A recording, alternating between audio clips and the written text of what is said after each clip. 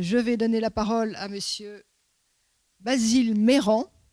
Basile Méran, vous êtes docteur en droit public, maître de conférence à l'Université catholique de l'Ouest, sous l'égide de laquelle vous menez un projet de recherche sous le titre ô combien évocateur de projet ADN.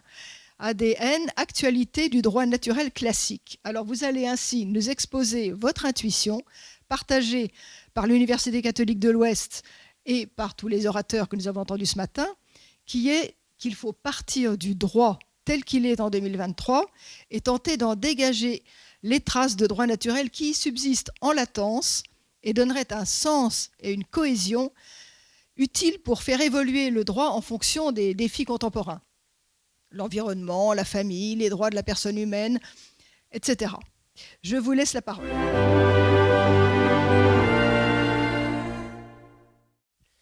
Ce fut d'abord avec enthousiasme que j'accueillis la proposition faite par les organisateurs de ce colloque, je remercie vivement, d'évoquer la recherche du juste dans l'enseignement du droit. Mais très vite, l'enthousiasme fit place à l'inquiétude.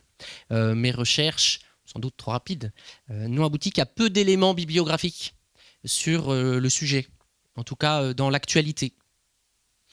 Depuis ce matin, la pression ne fait que monter, puisque beaucoup d'éléments ont déjà, je crois, été dits, sans parler de la pression mise notamment par le professeur Échappé tout à l'heure vis-à-vis des enseignants. Par ailleurs, des obstacles, je crois, assez sérieux, et pour certains très concrets, font face à celui qui souhaiterait introduire la recherche du juste dans l'enseignement du droit. Premier obstacle, c'est tout bête, mais c'est le temps. La technicisation fait qu'on ne peut pas être sur tous les fronts, que si les étudiants demain doivent réussir un examen, un concours, il faut leur donner des éléments notamment très pratiques. Problème de temps. Problème éventuellement de moyens, pourquoi pas, même si c'est peut-être un peu moins vrai, avec notamment la question de la valorisation. Des travaux à visée pédagogique, aujourd'hui, ne sont absolument pas valorisés, contrairement à d'autres travaux. Et puis surtout, mais je n'insiste pas, vous en êtes tous convaincus, un certain nombre de préjugés, le positivisme juridique, qui font les différents positivismes, qui font du penseur du droit naturel une sorte d'ovni, l'université avec ses cadres un peu formels, ses points de passage obligés, éventuellement l'objection au droit naturel égale le truc de Cato, etc. Bref, les objections sont nombreuses. Néanmoins, ce scepticisme de départ a laissé la place à de vrais espoirs, pour deux raisons principales. La première, déjà évoquée longuement depuis ce matin, je crois une certaine montée en puissance, un certain retour du droit naturel, en tout cas du discours. Sur le droit naturel, il y a de plus en plus de colloques, alors bien sûr celui-ci, mais il y en a d'autres, sur le sujet, sur Aristote, et la pensée juridique en janvier prochain à Toulouse sur saint Thomas et le droit, etc. où les questions de droit naturel sont évidemment très présentes. Sans parler du colloque organisé par le professeur Silt que nous avons entendu ce matin sur, là aussi je lui ai repris l'acronyme, l'actualité du droit naturel. Seconde raison d'espérer, je crois, en apparence plus éloignée du sujet, les interrogations sur l'enseignement du droit se multiplient. Je crois que pendant longtemps, c'était un sujet qui était peu évoqué, en tout cas pas scientifiquement. Et là aussi, depuis une dizaine d'années, fleurissent les colloques, les ouvrages sur le droit, ses méthodes d'enseignement, etc. Alors c'est parfois très technique, la question du numérique, mais bien souvent, et c'est là où je veux en venir, les auteurs arrivent à cette question qui est évidente, déjà là aussi évoquée, au fond, qu'est-ce qu'un bon juriste ? Parce que pour pouvoir donner un bon enseignement à ce futur juriste, il faut savoir de quoi il s'agit. Certains l'écrivent noir sur blanc, c'est celui qui sera demain capable de trouver la solution juste. Jean Rivero, dans un article célèbre, l'écrivait il y a déjà plusieurs décennies. D'autres ne l'écrivent pas aussi explicitement, mais la chose transparaît dans le propos, avec cette idée reprise à Platon, comme le médecin cherche le remède le plus utile, ainsi le juriste est-il à la recherche de la solution la meilleure, la plus juste, pourrait-on dire. Sans exception, tous ces auteurs insistent sur l'interdisciplinarité, la culture, la philosophie du droit. Et ils pointent à ce titre, éventuellement, bien souvent, le décalage entre la théorie, la pratique, le droit des manuels, le droit des professeurs et le droit du praticien. Nous y reviendrons. La thèse que je voudrais rapidement développer devant vous, c'est qu'il y a, je crois, de nombreuses et profondes convergences entre la réflexion sur l'enseignement du droit tout court et sur cette formation à la recherche du juste, sur les pratiques pédagogiques qui prendraient l'hypothèse du droit naturel au sérieux. Alors, faute de temps et d'idées parfaitement arrêtées en la matière, ce sont quelques pistes que je vais développer devant vous autour de 2 points. Tout d'abord, ce que l'on peut enseigner à ce sujet, et puis aussi comment. Et je crois que c'est au fond le plus important, est-ce qu'on peut l'enseigner?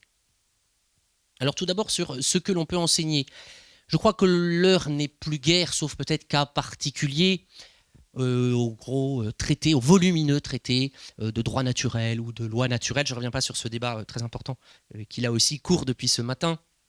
Il y en a eu dans le passé, au XIXe siècle, au XXe siècle, dans beaucoup de pays, y compris francophones, et pas seulement en Espagne ou en Italie. En revanche, certaines matières toujours enseignées, peut-être moins que par le passé, mais toujours enseignées, sont, je crois, des canaux, des vecteurs privilégiés de cette sensibilisation au droit naturel. Bien évidemment, en premier lieu, la philosophie, la théorie du droit. Ça va de soi, je crois que je ne développe pas, il suffit pour s'en rendre compte d'ouvrir n'importe quel manuel de philosophie du droit, quel qu'il soit, pour voir que les questions de la justice, du juste, etc., sont des questions centrales de ces réflexions. Alors, elles ne sont pas toujours traitées de la même manière, bien évidemment, mais on a ici une question assez évidente, notamment par l'histoire de la philosophie du droit. Les étudiants entendront parler d'Aristote, de Cicéron, de saint Thomas éventuellement, etc. On peut peut-être ici s'interroger et aller un peu plus loin. Saint Thomas lui-même disait la véritable philosophie ne consiste pas à savoir ce que les hommes ont pensé, mais ce qu'il en est de la vérité des choses. Donc là, il y a aussi peut-être une éventuelle difficulté de faire cette philosophie du droit qui ne soit pas seulement de l'histoire de la philosophie du droit, même si c'est sans doute une très bonne introduction. C'était un peu, pour ceux qui le connaissent, je crois que j'en ai pas mal entendu parler aujourd'hui à table ou ailleurs, tous ceux qui ont lu Michel Villet ont vu comment il est passé justement de l'histoire du droit à l'histoire de la philosophie du droit, pour en arriver enfin à la philosophie du droit proprement dite. L'histoire du droit aussi, je crois, est un vecteur privilégié. Le droit naturel a été une réalité, a été enseigné, prêché, on peut le dire de différentes manières.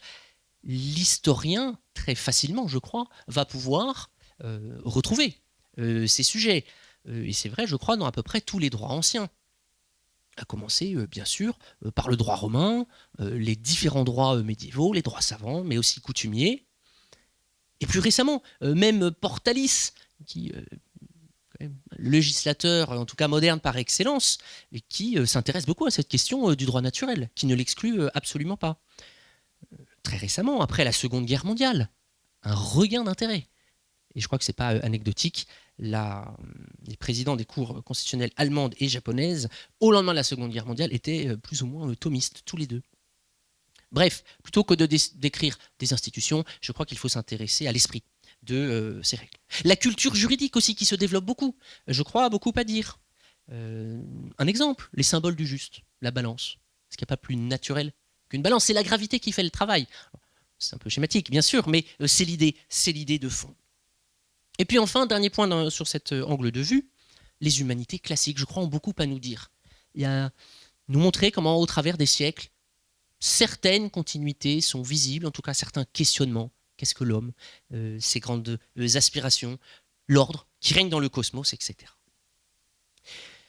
Je crois que ce serait une erreur d'en rester là, à des enseignements de ce type. Il y a un deuxième levier, me semble-t-il, activable, que l'on peut activer, c'est comment enseigner ces questions.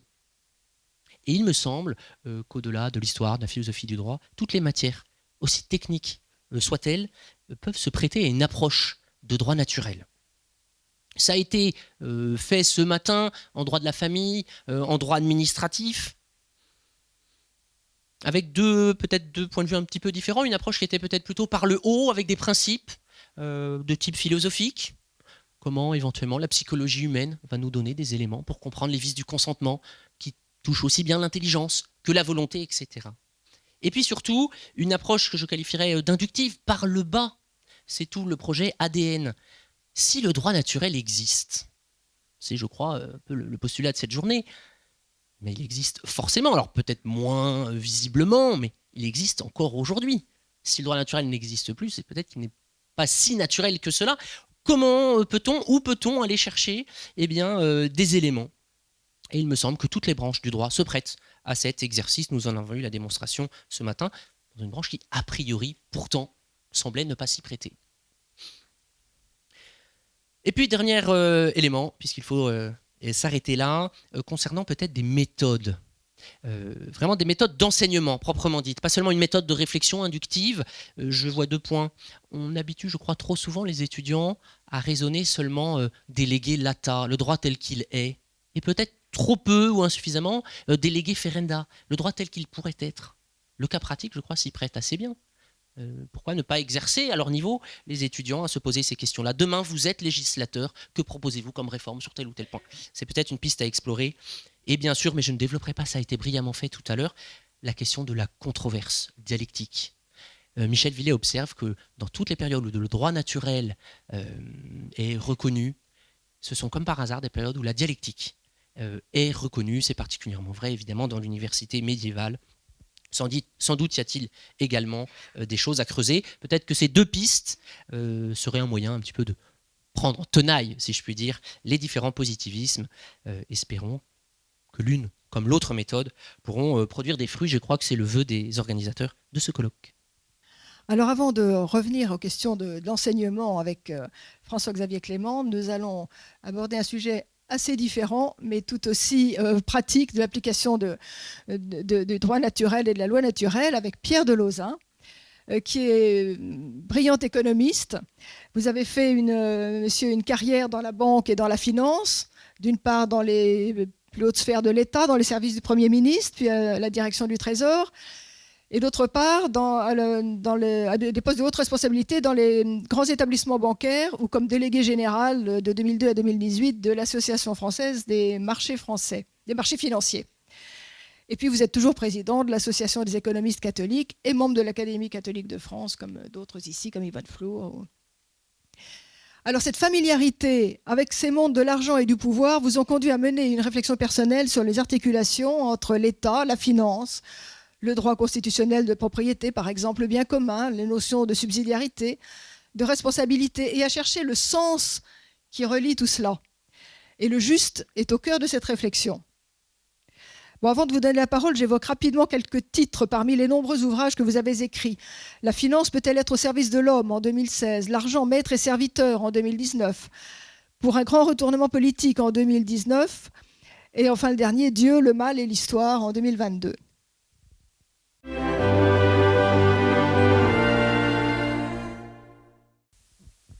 Merci beaucoup et un grand merci aux organisatrices de m'avoir invité, mais surtout de m'avoir permis de profiter de cette excellente journée. Donc oui, l'économie, on sort un petit peu de tout ce dont on a parlé, on est sur un domaine assez différent, presque plus orthogonal encore que les éléments de droit pur, dans la mesure où tous les éléments dont on a parlé, de relativisme, de volontarisme juridique, etc., s'ajoute dans le champ économique une sorte de volonté qui se présente comme scientifique d'écarter toute notion de jugement de valeur pour ne regarder que les mécanismes qui suivent derrière. Or, il est évident que toute réflexion basée sur la loi naturelle et débouchant sur le droit naturel contient forcément au moins 2 grands éléments. Il y a un élément qui est la personne et la personne insérée dans des communautés, d'où l'idée de bien commun. Et d'autre part, évidemment, les notions de morale, donc la notion de compréhension du bien lui-même. Mais en réalité, ce dont on aperçoit, c'est qu'on ne comprend pas bien l'économie, y compris dans son fonctionnement, si on ne la réinsère pas dans ses réalités. Autrement dit, la couper dans une analyse qui se veut plus froide de ces réalités-là, peut être féconde dans des domaines limités, mais ne donne pas une idée d'ensemble de la chose. J'en parlerai rapidement, donc en me concentrant plutôt à l'oral ici sur l'entreprise, dans une certaine mesure sur le marché, mais bien entendu, il y a d'autres notions assez nombreuses qui sont à développer, que vous retrouverez dans l'intervention écrite. Donc le premier élément, néanmoins, a été cité ce matin, c'est la propriété. Et la propriété, c'est l'instrument de base d'une économie basée sur la personne, c'est-à-dire où la personne a une autonomie de décision. Pour qu'elle ait cette autonomie de décision, il faut qu'il ait un pouvoir direct sur l'instrument de base de l'économie, qui sont évidemment des données de fait, de biens matériels. Donc la propriété est un élément premier, c'est tout à fait clair, même si elle a dans l'architecture du droit naturel un rôle par certains côtés au deuxième degré, mais elle est tout à fait centrale du point de vue économique. Mais évidemment, la nouveauté que l'on insère dans cette réflexion, c'est la subordination au bien commun, c'est-à-dire que l'exercice de la propriété est subordonné à l'idée de bien commun. En langage catholique, on parle de destination universelle de biens, mais c'est une exigence qui va au-delà de cette considération-là. C'est le fait que s'il y a cette reconnaissance de propriété, d'autonomie, de décision de la personne, c'est aussi en fonction d'un bien qui est le bien de la communauté, puisque l'action économique s'insère dans le cadre de la communauté. Et comme vous le voyez, c'est d'abord essentiellement une exigence par rapport à celui qui détient ce pouvoir de propriété, c'est-à-dire le propriétaire. Ce n'est pas un bien commun défini par l'État et qui vient dire au propriétaire ce qu'il a à faire. C'est d'abord fondamentalement une responsabilité du propriétaire. L'État peut avoir un rôle tout à fait central dans l'encadrement de la vie économique par ailleurs ou des règles qui y président, mais le fait numéro un, c'est cette responsabilité du propriétaire. Et à partir du moment où le propriétaire est propriétaire des moyens de production, il est de ce moyen de production totalement central qu'est l'entreprise. Ce qu'il faut voir, c'est que l'entreprise peut prendre aussi des formes assez variées. Il y a la forme que nous connaissons tous, à laquelle on pense spontanément, qui est la société commerciale, avec des actionnaires au sens propre. Mais si vous prenez une coopérative, que ce soit une coopérative de producteurs ou de consommateurs, ou même des associations qui jouent un rôle qui est en fait d'entreprise, dans tous ces cas-là, il y a bien une entité dans laquelle des gens ont un pouvoir de décision sur ce que va faire cette entreprise et ce qu'elle va faire avec les biens matériels qu'elle a à sa disposition et dans quelle direction elle va les utiliser. Donc il y a une propriété au sens large du terme qui s'exerce sur l'entreprise, mais en même temps l'entreprise n'est pas un jeu d'objets inertes, c'est aussi, par bien des points de vue, une communauté humaine. En réalité, on pourrait dire une semi-communauté, parce que par rapport à d'autres communautés naturelles comme la famille ou la nation, l'entreprise n'a pas intrinsèquement de vocation à la durée perpétuelle et l'appartenance à l'entreprise encore moins. L'entreprise peut embaucher de nouvelles personnes, les personnes peuvent partir volontairement ou pas, et donc l'entreprise c'est une communauté qui n'a pas une durée de vie intrinsèque ou qui n'est pas vécue avec une durée de vie indéterminée, d'une part, et d'autre part qui a un objet plus limité. La nation, à la limite, peut s'intéresser à l'ensemble des aspects de la vie commune. La famille, beaucoup d'aspects de la vie commune tout à fait vitaux. L'entreprise est beaucoup plus spécialisée.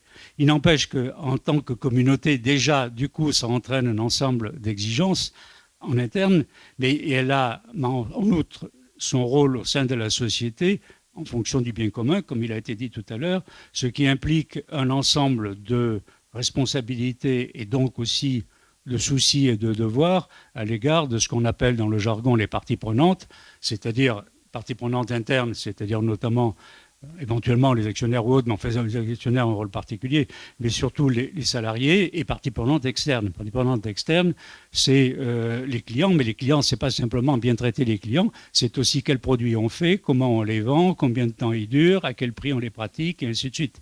Ce ne sont pas des domaines qui échappent à l'exigence de mise en regard de l'insertion dans la société et mise en regard de règles morales. Bien entendu, ça c'est entièrement subordonné à une des exigences de base de l'économie qui est qu'on produit plus de valeur qu'on en consomme et donc en termes de société commerciale de faire un profit, mais ce n'est qu'une considération, je dirais, de vérification d'efficacité finale.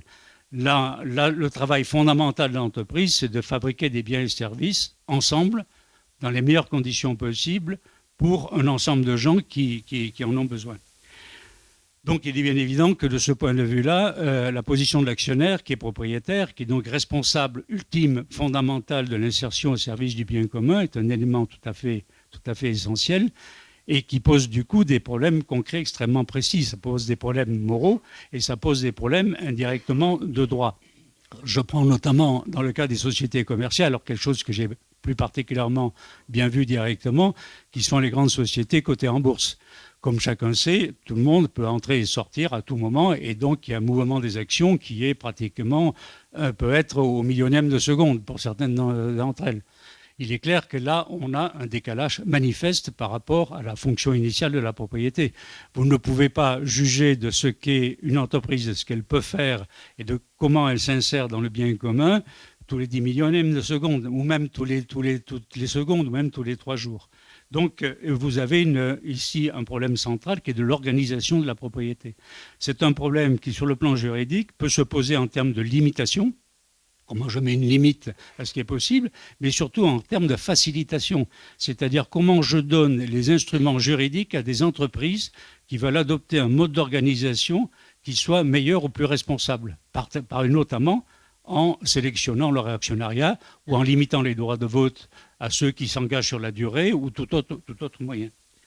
Je vois que je suis rappelé à l'ordre, donc je vais aller plus vite sur la question. Alors il y a la question du travail, c'est-à-dire des gens qui sont à l'intérieur de l'entreprise. Bon, je n'insisterai pas là-dessus, mais c'est un élément important puisqu'on a des gens qui, travaillant, trouvent leurs moyens d'abord de vivre, c'est-à-dire d'avoir les bases matérielles de leur vie, mais d'autre part aussi des gens qui peuvent éventuellement s'épanouir dans leur travail. C'est une responsabilité importante. Une responsabilité importante est aussi celle de la rémunération. Vous connaissez les principes de la justice traditionnelle selon l'optique du droit naturel, qui sont la justice commutative et la justice distributive.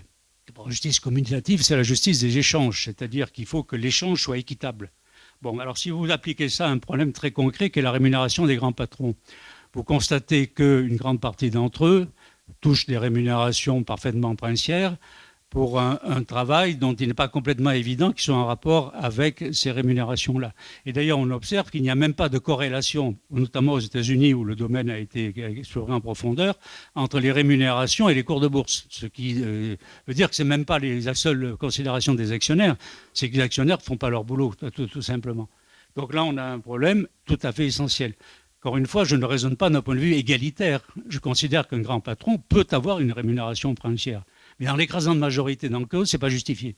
Donc là, il y a une question tout à fait essentielle et on a besoin d'outils pratiques pour pouvoir faire en sorte que ces rémunérations soient correctes. Et correct veut dire correct en les appréciant sur la longue durée. Ce qu'il est très facile en matière économique, quand vous êtes un peu familiarisé avec la vie des entreprises, de donner un bon résultat pendant quelques années qui, après, peut s'avérer avoir des conséquences catastrophiques ou de prendre des risques disproportionnés.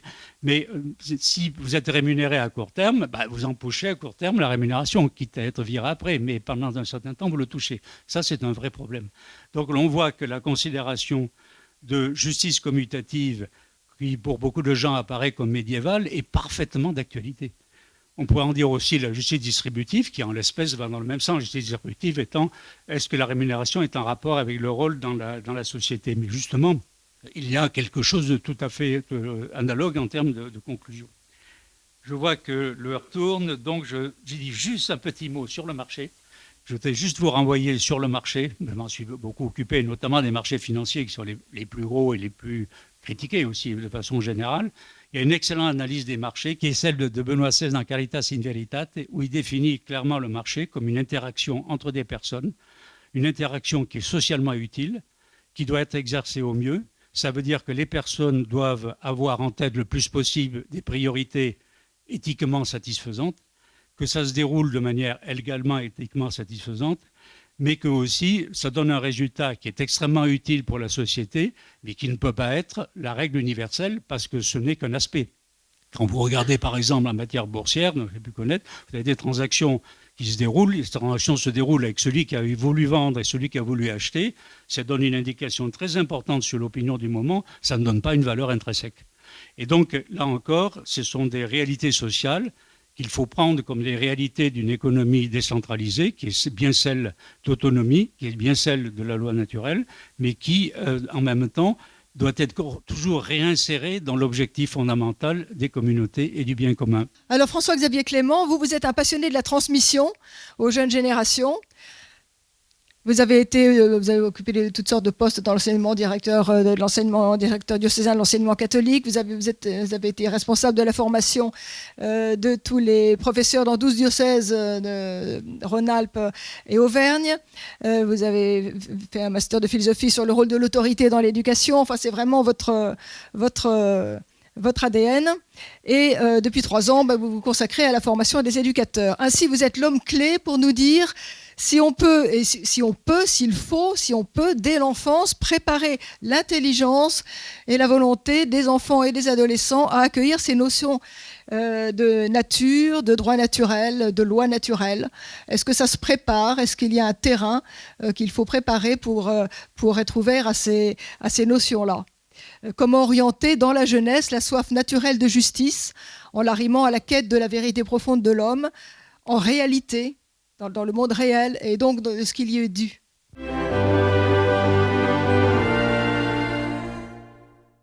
Merci Claire pour cette introduction. Merci donc de me donner la possibilité effectivement de partager mes convictions et ma passion sur l'éducation des enfants.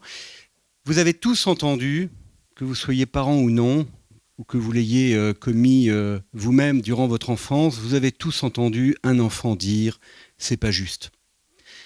La vertu de justice est probablement la plus instinctive, la plus simple à aborder avec un enfant. Les vertus de force, de tempérance ou de prudence sont bien éloignées de ces sentiments premiers. Mais évidemment, aborder la question de la justice avec un enfant nécessite la formation de sa rationalité.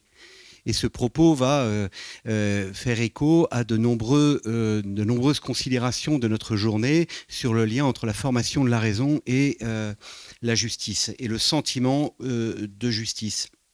Alors, aborder la question de l'éducation, de la justice, c'est d'abord aborder la question des passions. Dans la journée, nous avons à plusieurs reprises fait allusion à Platon et Aristote. Platon avec le mythe de la caverne, mais Platon aussi avec son attelage ailé, qui peut-être vous rappelle quelque chose de vos études, et puis Aristote avec ce magnifique traité de la rhétorique en 3 parties, en 3 livres, et le livre central qui est le traité des passions. Je vais faire un lien entre les deux. Et permettez-moi d'emprunter cette allégorie donc à Platon de l'attelage. Imaginez un attelage tiré par donc 2 chevaux. Ce char symbolise la personne humaine. Je le dévoie pour parler d'anthropologie. Le cheval blanc tire à droite, c'est le cheval du concupiscible. C'est le cheval des passions basses, c'est le cheval qui cherche la délectation immédiate et les passions de la jouissance dans les herbes fraîches et les pentes gazonnées qui descendent.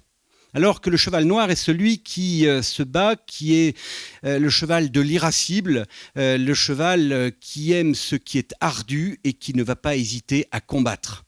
Ce sont les passions, donc dites plus nobles, mais ce sont des passions quand même.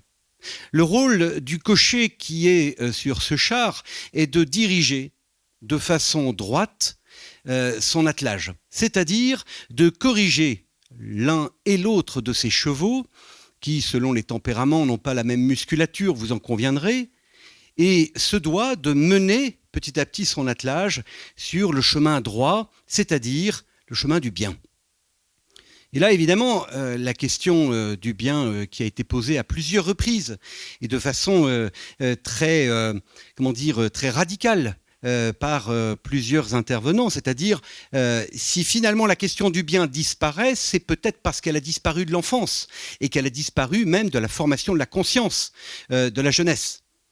Et donc la question du bien, elle se trouve plutôt dans l'intelligence, et donc le cocher sur cet attelage, il représente l'intelligence.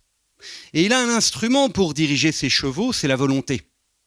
La volonté, c'est le fouet, mais qui ne doit pas blesser gravement ses chevaux, sans quoi il perd l'énergie, la vitalité, le dynamisme de ses actes.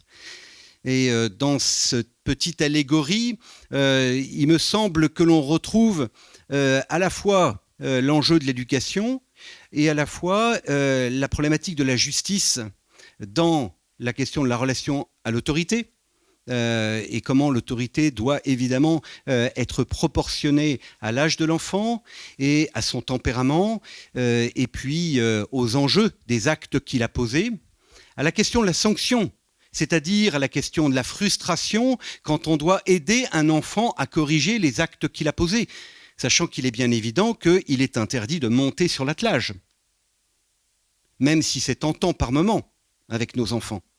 Mais le but, c'est la liberté, donc le but, c'est de les aider à diriger leur attelage. Il y a bien des moments où on monte sur l'attelage, le moment où l'enfant va se brûler gravement auprès d'une flamme, on lui retire le bras pour éviter l'incident.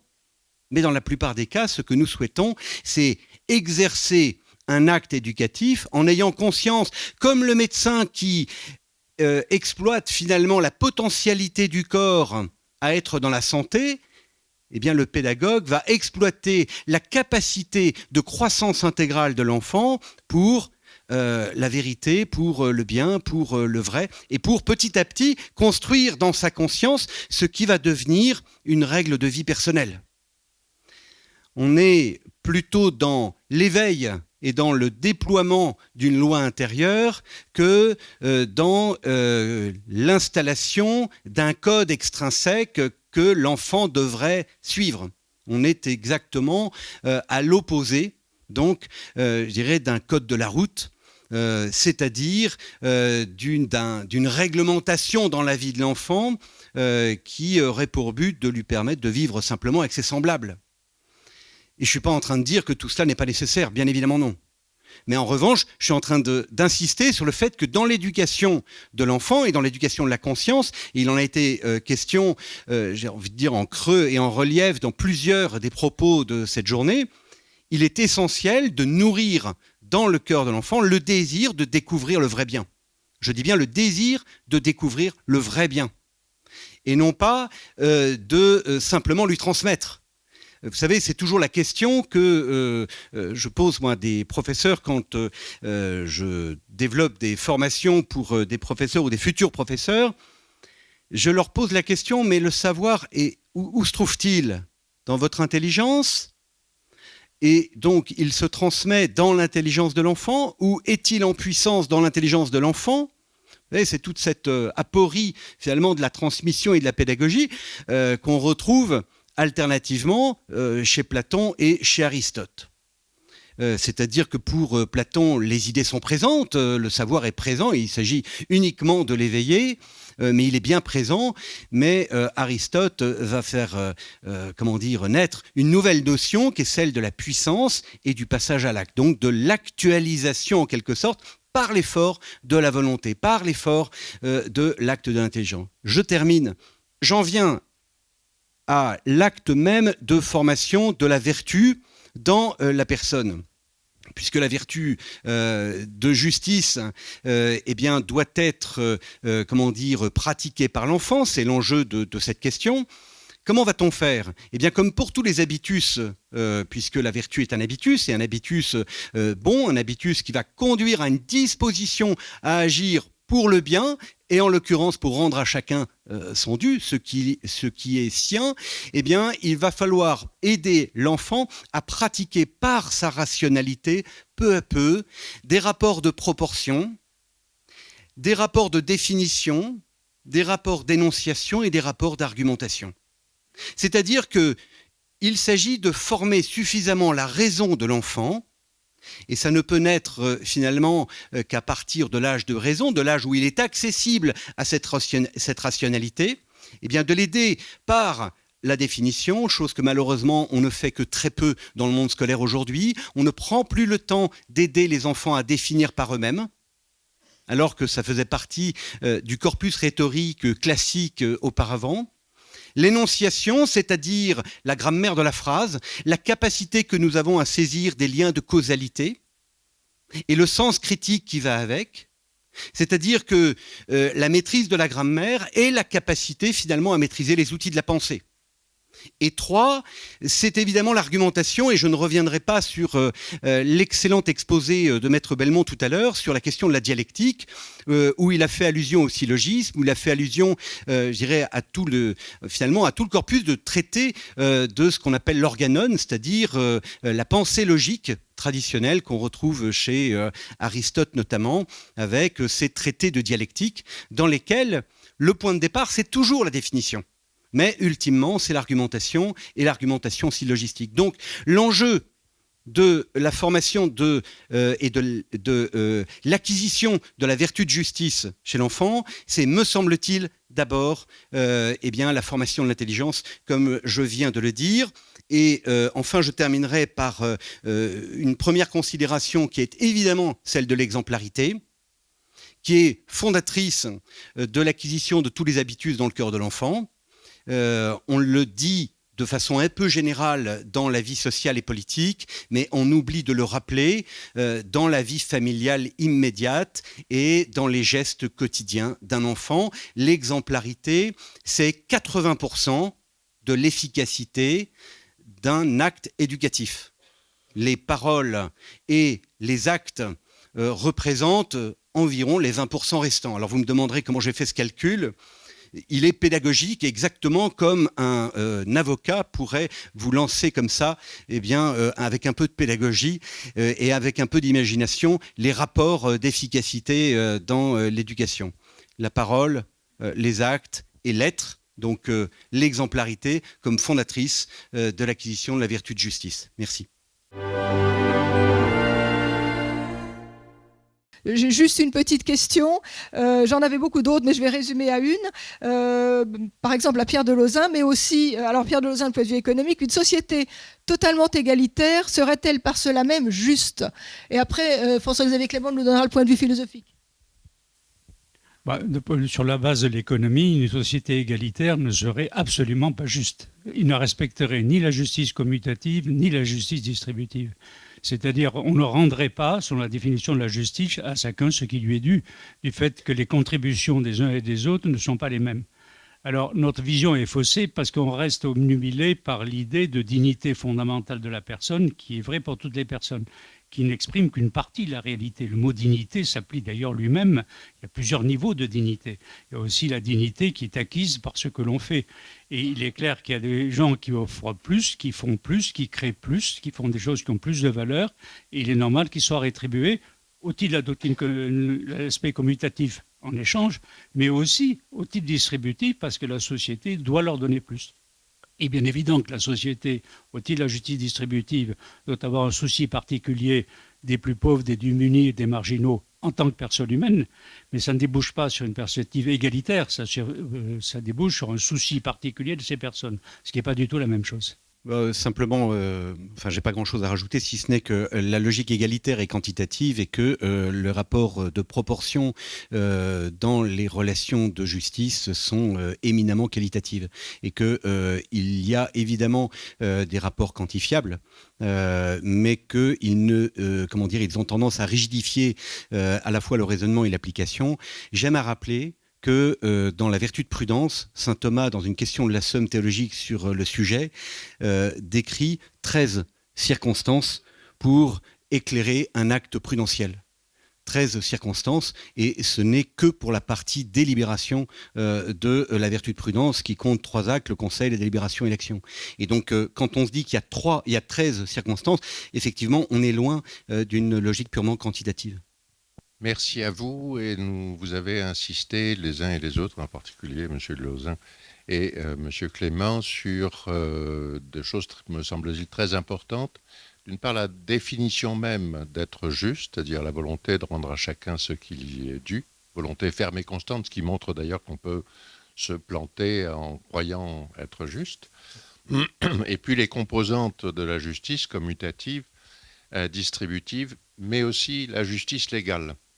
Et c'est sur cette dernière, parce que commutative et distributive sont dans le cadre de la justice légale, aussi bien dans la famille, dans l'entreprise, dans l'État, c'est-à-dire avec une véritable recherche du bien commun. Et lors de précédentes interventions, on a parlé effectivement, notamment par rapport à la Constitution, on a parlé de chercher le bien de la société, ce qui me semble aujourd'hui un vrai problème, c'est-à-dire qu'avant on disait on fait ça parce que c'est bien, aujourd'hui on dit c'est bien parce que tout le monde le fait. Du tout la même chose. Finalement, de quel bien parle-t-on? Et est-ce qu'il n'y a pas une éducation véritablement de ce qui est bien, c'est-à-dire d'un certain nombre de valeurs, d'un certain nombre de références, qui aujourd'hui font totalement défaut, où on voit beaucoup de jeunes qui n'ont plus aucun repère, justement parce que on ne leur a pas, à force de vouloir laisser chacun se conduire comme il veut, choisir sa religion, etc., on n'a plus aucune, ou très peu, de référence du bien. On nous parle d'ailleurs, on nous parle de la volonté générale, on nous parle de l'intérêt général, qui parle véritablement dans nos institutions, quel que soit le niveau, véritablement du bien commun. Donc, est-ce que vous pouvez nous dire quelque chose sur comment restaurer ce sens du bien et non pas simplement de ce qui se fait communément? C'est un immense programme, là. Une immense question, et qui d'ailleurs touche à toute la journée, mais qui peut jouer aussi. Alors je vous prends quelque chose de très concret, qui est l'investissement éthique. Là, j'ai parlé tout à l'heure des actionnaires sans les préciser. Alors, les actionnaires, tout le monde pense à un milliardaire avec un gros cigare, ce qui existe bien sûr, mais le gros de la direction des entreprises à actionnariat relativement dispersé, ce qui est le cas général lorsqu'elles sont cotées, l'actionnaire dispersé. Mais l'actionnaire dispersé, ça veut dire qu'en réalité, ils sont concentrés sur des sociétés de gestion et beaucoup dans les mains de SICAV. Les SICAV, ça veut dire qu'il y a des clients derrière, ou de ces compagnies d'assurance, il y a des clients derrière, ou de fonds de pension. En France, ça ne joue pas beaucoup, mais au niveau mondial, ça joue un rôle massif. C'est-à-dire vous et moi, en fait. Et donc l'investissement éthique, d'une manière ou d'une autre, concerne tout le monde. Alors que dit l'investissement éthique? Ça consiste à dire, mon argent que j'ai est soumis à la destination universelle des biens ou au bien commun, comment je fais au mieux? Alors après, dans la pratique, c'est beaucoup plus compliqué parce que, de façon générale, il faut regrouper les efforts, il faut discerner ce qui est bien, ce qui est mal, avoir les bons moyens, et ainsi de suite. Mais c'est clairement un des domaines sur lequel il y a eu plutôt progrès relatif sur le principe. Alors, bien entendu, après, ce que vous dénonciez à juste titre, c'est-à-dire l'absence de notion claire du bien, fait qu'on tend, en général, en dehors même des attitudes d'hypocrisie, mais qu'on tend à se concentrer sur des sujets. Par exemple, l'investissement éthique, pour la plupart des gens, à 90%, ça se confond avec l'écologie et dans l'écologie avec le réchauffement. Bon, on peut en penser ce qu'on en veut, mais ce n'est qu'un aspect parmi d'autres. Il y a beaucoup d'autres aspects, comme je disais tout à l'heure, de l'ensemble de la responsabilité de l'entreprise par rapport à ses parties prenantes. Mais il est clair qu'on voit dans ce phénomène-là, avec tous ses défauts, le maintien de ce que disait le professeur Clément, c'est-à-dire l'existence d'un sens inné, d'un besoin de justice et un besoin d'agir d'une manière ou d'une autre. Ce besoin existe. La question de trouver les canaux appropriés pour qu'ils s'expriment. Ça, c'est sur le plan pratique. Et puis, bien entendu, sur le plan des principes, c'est de renverser la dominante, alors qui est beaucoup plus difficile, qui consiste à identifier le bien, en gros, avec le libre arbitre de la personne. Oui, il est évident que si on considère que tout ce qui va dans le sens du libre arbitre de la personne, la façon la plus arbitraire, c'est du bien, on arrive forcément à un résultat collectif qui n'est pas bon. C'est exactement ce qui se passe sur les marchés. Je parlais de Benoît XVI tout à l'heure, il disait « le résultat du marché va dépendre des priorités culturelles ou morales des participants ». Le marché lui reflète. Donc, si les gens demandent à acheter des Bibles, le marché de la Bible se développera. S'ils veulent aller voir des films porno, c'est les films porno qui se développeront. Donc, ils expriment bien quelque chose. Dès qu'on va dans un supermarché et qu'on achète quelque chose, on envoie un signal au marché. Et donc, la question de prendre conscience de ce fait qu'à son niveau, et sans considérer qu'on est responsable de la planète, mais que tout simplement on a son rôle à jouer à son niveau, soi-même ou idéalement avec d'autres, on peut aller dans le sens du bien. C'est par là qu'on peut avoir un processus progressif d'amélioration. Vous nous avez posé la question, est-ce que vous pouvez nous dire quelque chose? Alors, merci d'avoir formulé la question comme ça, parce que ça nous donne une certaine liberté pour le faire sans prétendre à l'exhaustivité. C'est pas facile. D'abord, moi je dirais la première chose pour revenir à la question du bien, c'est d'abord revenir au réel. Revenir au réel, ça peut se faire dans l'éducation, en tous les cas pour la partie qui est la mienne, par un contact avec la nature et par un contact avec des gestes réels sur une matière réelle. L'hyper-urbanisation et l'hyper-digitalisation de notre société éloignent la jeunesse du réel. Et donc le fait de rééduquer par le contact avec la nature, les animaux, ou avec le cycle de la nature, ou avec le réel, et avec des gestes réels qui ont des conséquences réelles, me semble être important pour éduquer petit à petit à la notion de bien. Et elle est, j'ai envie de dire, très primaire pour l'instant. Deuxième élément de réponse, c'est la question de la finalité. Rééduquer à la question de la finalité. La fin est première. La fin est première. Et se dire que la fin est première, c'est se poser la question, mais quel est le but de mon action, quel est le but de mon projet, quel est le but de mon intervention, etc. etc. Et dans l'éducation, je pense que c'est très important de revenir régulièrement à la question de la finalité. Troisième point auquel je pensais en vous écoutant et en écoutant la réponse de mon voisin, c'était mais si certains aujourd'hui dans nos chambres parlementaires vous écoutaient, ils vous diraient peut-être mais on s'en occupe, cher monsieur, de définir le bien. On s'en occupe. Finalement, la question que vous posez, vous, c'est l'objectivité du bien, c'est-à-dire un bien qui soit objectif moralement, c'est tout le thème de la question de la loi naturelle, et de la compréhension de ce que serait l'ordre naturel et l'ordre par lequel l'homme devrait passer pour son bonheur.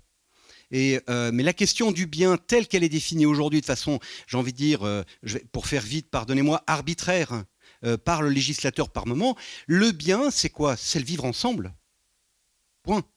Et finalement, on a remplacé, même si je suis d'accord, je crois que c'est le professeur Drago qui disait tout à l'heure, la notion de bien commun est un peu, comment dire, utilisée bien souvent et un peu partout aujourd'hui, y compris dans les milieux politiques, sans qu'on sache trop si finalement les personnes en ont compris la résonance. Mais c'est surtout la notion de vivre ensemble, finalement, qui dirige aujourd'hui et l'éducation, et on en voit les résultats, et à la fois la question du droit, me semble-t-il. Et puis, dernier élément, si on voulait revenir à la notion de bien, il me semble que dans l'éducation, il faudrait revenir à la notion de famille, voilà, parce qu'elle est première. J'avais une question pour Monsieur Méran. Je suis étudiant en droit, donc subséquemment l'un des premiers visés par votre présentation. Vous avez fait mention en fin d'intervention du fait que les étudiants étaient trop habitués à traiter du droit comme il est et non comme il devrait être. Et ma question un peu formelle est la suivante. Est-ce que ce point de vue, finalement, ne rendrait pas la tâche d'un étudiant qui est d'apprendre les différentes pratiques juridiques, les différents exercices, les différentes méthodologies, finalement plutôt théoriques, ne complexifierait pas la tâche d'un étudiant et aussi des enseignants du droit, justement, et justement rendrait la tâche ardue à un étudiant qui a certaines difficultés dans l'apprentissage concret du droit, même si cette ressource du droit naturel est évidemment très importante. Est-ce que c'est judicieux de lui apprendre dans sa formation première? Il me semble que nous avons là une excellente question parce qu'elle est extrêmement pratique. J'ai envie de vous répondre, vous m'excuserez, mais oui et non.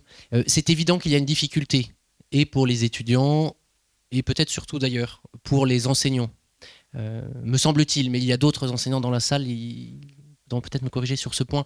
Néanmoins, est-ce que c'est parce que c'est difficile, relativement inhabituel, qu'il ne faut pas le faire? Je ne le crois pas. Un bon magistrat va être à l'origine d'une jurisprudence, d'un revirement de jurisprudence. Un bon avocat aussi va pouvoir militer dans le sens du revirement. Il y a bien un moment où il faut aussi, je crois, s'entraîner. Alors peut-être pas dès les toutes premières années, mais il faudrait voir quand est-ce que ça devient vraiment possible. S'entraîner justement à penser les choses autrement qu'elles ne sont. Et là, je parle par rapport au droit naturel, mais ceci dit, je pense que même sans parler de droit naturel, tout le monde peut s'accorder sur cette nécessité. Je crois que l'un des intervenants tout à l'heure parlait de l'imagination. Ça rentre aussi en ligne de compte.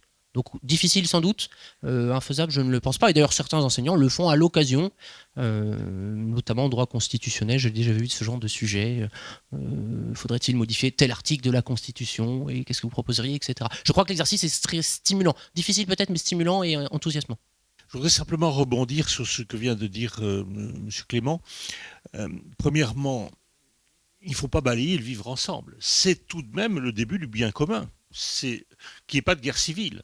Alors que le sujet soit très très mal traité par les sociétés contemporaines et que beaucoup d'actions qui visent à développer le vivre ensemble aboutissent à leur contraire, J'en suis d'accord.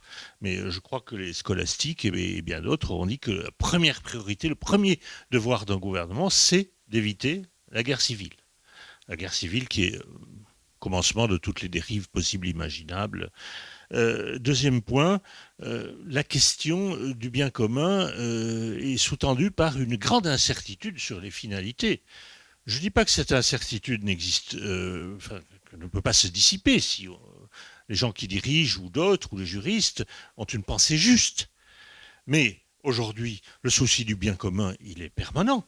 Sauf que, comme vous l'avez dit très justement, il se résume aux préoccupations climatiques. Je me suis encore accroché ce matin avec une vendeuse parce qu'elle ne voulait pas me donner la facture pour économiser, pour sauver la planète. Bon, c'était pas de sa faute, bien sûr. Mais, et donc, l'objectivité pour savoir qu'est-ce qui est vraiment le bien commun, ça suppose une certitude scientifique.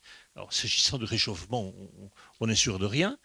Ça suppose le croisement de toute une série de préoccupations de matière équilibrée, et donc le rejet des idéologies qui ne voient qu'une seule préoccupation et qui ramènent tout à cette préoccupation. Donc il y a un grand point d'interrogation, non pas sur la nécessité de gouverner en fonction du bien commun, mais sur la question, qu'est-ce que le bien commun ? Oui, je vais dire un mot, c'est que le bien commun, on dit bien le bien commun, mais en réalité, ce n'est pas la propriété de quelqu'un en particulier. Le problème, c'est que la réflexion et l'action de tous soient le plus possible orientées dans le bon sens, et notamment avec les bonnes références, le sujet de cette journée. Et c'est l'action de chacun là où il est. L'État a la responsabilité dans la doctrine classique ultime du souci du bien commun, mais ce n'est pas lui qui d'en haut définit le bien commun. C'est là où on retrouve d'ailleurs l'importance de l'économie. C'est que dans la vie politique, tous les 5 ans, vous décidez entre M. Macron et Mme Le Pen. Dans le marché, l'avantage, c'est que vous le décidez tous les jours sur des milliers de produits. Ça donne quand même une marge de liberté beaucoup plus grande pour contribuer au bien commun. Je veux bien dire un tout petit mot concernant la remarque de Roland Hureau concernant le vivre ensemble. Le vivre ensemble est fondé sur un principe qui est celui de la tolérance. Alors on peut effectivement considérer que la tolérance est la vertu minimum dans un monde en l'absence de vertu. Et que sans la vertu de tolérance, finalement, on ne supporte plus rien, etc. etc.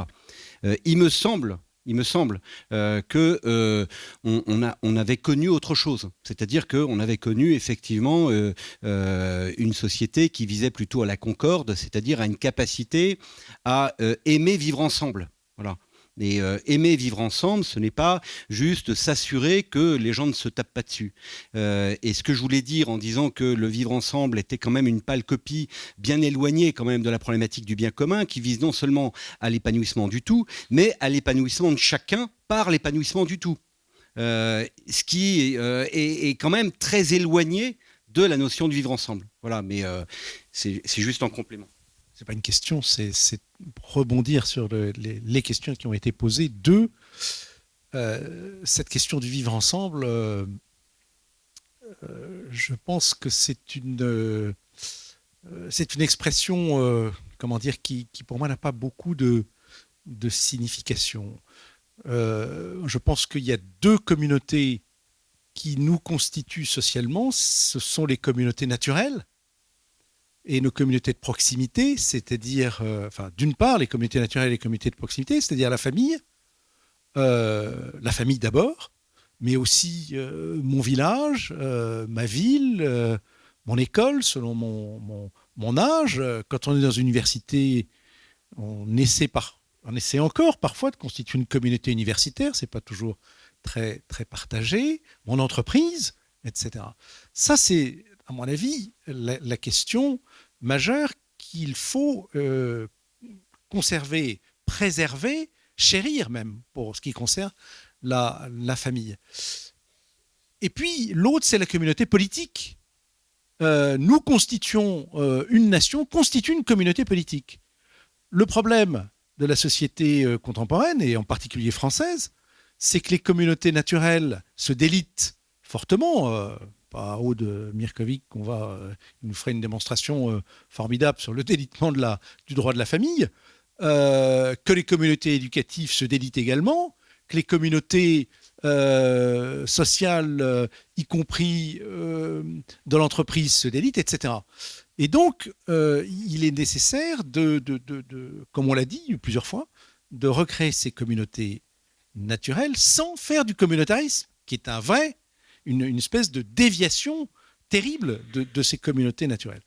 Et la communauté politique, eh bien, là, ici, il y a un certain nombre de choix fondamentaux auxquels les citoyens doivent réfléchir. Pour moi, la communauté politique, elle est d'abord nationale.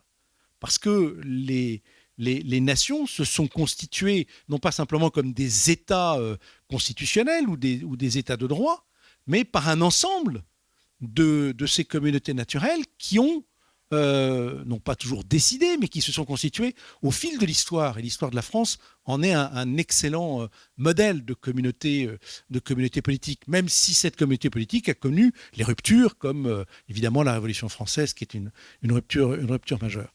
Donc ça me paraît quelque chose de très important. Et il faut bien reconnaître que, pour une part, les institutions internationales destinées d'abord à préserver la paix, d'abord n'ont pas répondu, comme on le voit aujourd'hui, à leur objectif, n'est-ce pas, pour de bonnes ou de mauvaises raisons, et d'autre part qu'elles sont extraordinairement, pour certaines, volontairement destructrices des communautés politiques nationales. Et c'est un problème que nous vivons particulièrement en Europe.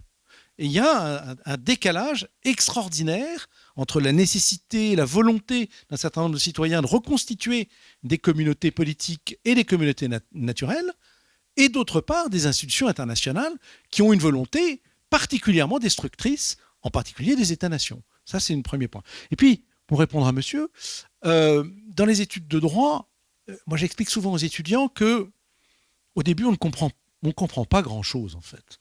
On juxtapose des disciplines, on juxtapose des notions. Eh bien, il faut attendre un peu.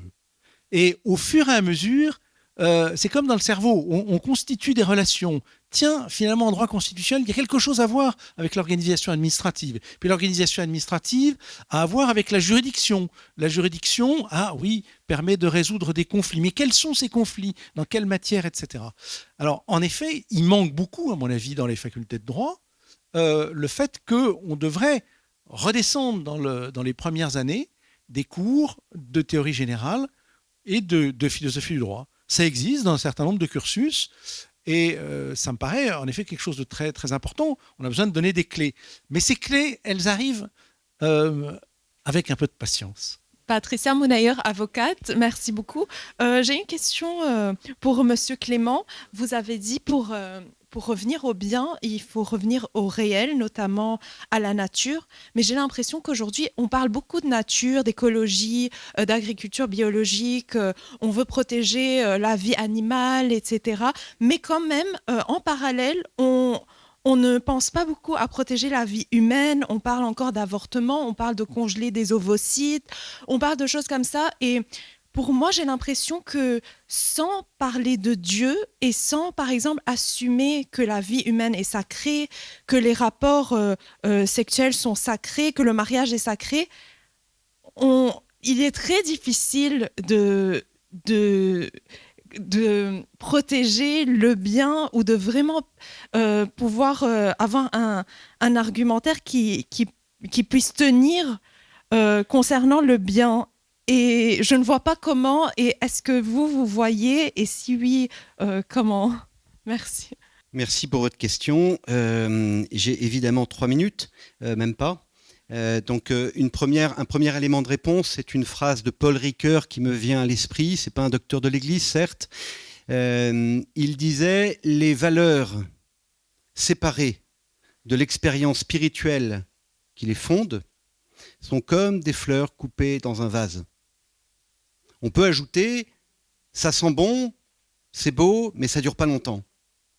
Et le problème, c'est qu'on est exactement en face de ça. C'est-à-dire qu'on a une esthétique des valeurs qui a été transmise à nos enfants. Et donc, on peut transmettre des valeurs, mais tant que ça n'est pas expérimenté et enraciné de manière surnaturelle, c'est-à-dire dans une métaphysique, dans une raison supérieure, c'est-à-dire sur le respect de la vie, sur une relation à la transcendance, et pourquoi pas effectivement à la référence de Dieu, eh bien, ça ne peut pas tenir dans un monde qui a retiré toute objectivité à la loi naturelle, c'est-à-dire toute objectivité au concept même de nature. Mais dans un environnement purifié de toute idéologie, on pourrait très bien imaginer que le concept de nature suffise, parce que l'homme étant membre lui-même de la nature, dans une visée non idéologique de l'écologie, l'homme il est au centre et même au sommet de la nature. Il est au sommet de la nature. Dans la vision idéologique, déconstructiviste, on va dire, de l'écologie, l'homme est un étranger dans la nature. Donc évidemment, dans ce mouvement-là, l'homme ne peut pas à la fois chercher à respecter la nature, et découvrir qu'il est l'ennemi finalement de l'harmonie, et en même temps se dire je vais continuer à avoir des enfants. Donc forcément, il fait le lien de causalité immédiat entre le fait qu'il est un étranger sur cette terre, qu'il doit libérer cette terre de sa présence nocive, soit pour habiter ailleurs, soit pour arrêter de faire les enfants. Bon. Et donc, moi je pense que, il faut effectivement, et je suis d'accord avec ce que vous proposiez, c'est-à-dire de réenraciner la question du bien dans une transcendance, dans une métaphysique. C'est le surnaturel qui manque le plus aujourd'hui, c'est très clair. Et puis de retrouver finalement le chemin qui permet de comprendre et d'accepter que l'homme est au centre et au sommet de la nature.